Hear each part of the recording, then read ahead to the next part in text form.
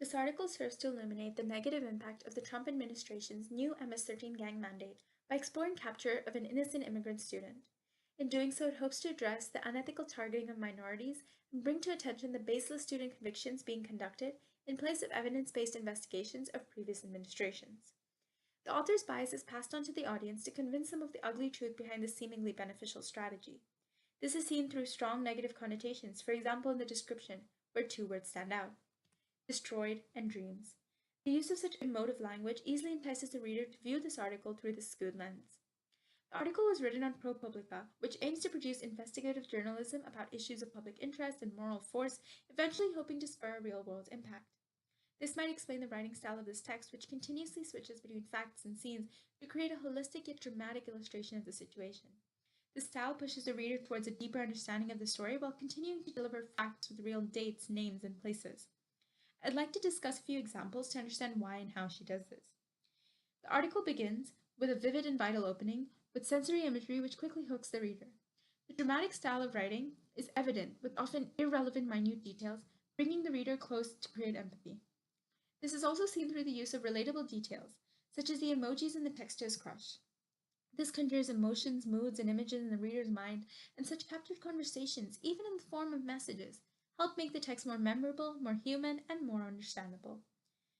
Given the likely concerned audience of the source, the use of rhetorical questions is not unlikely, and helps inspire action against such injustice.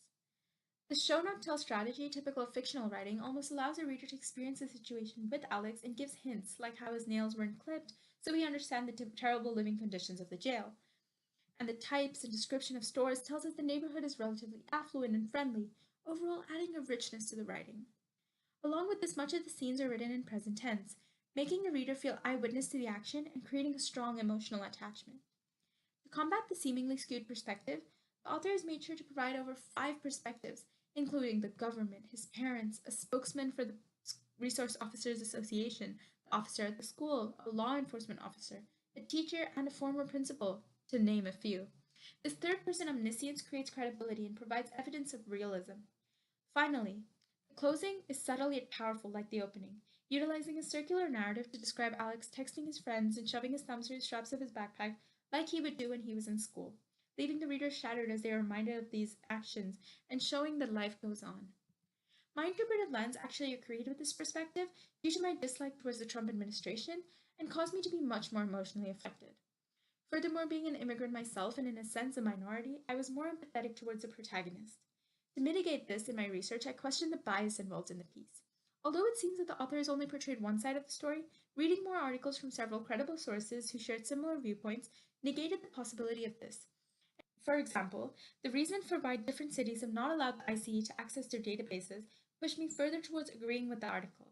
However, reading the fatalities induced by MS-13 in the United States, it seems that the author and other sources have chosen to selectively not include the danger of the situation, thus presenting a skewed perspective. Furthermore, after learning more regarding the increase in resource officers at high schools in the US and finding benefits not listed in the article, made me be less critical of the harsh measures undertaken by the government. Finally, reading a journal article about the psychological reasons behind such minority targeting again eliminated my initial prejudices.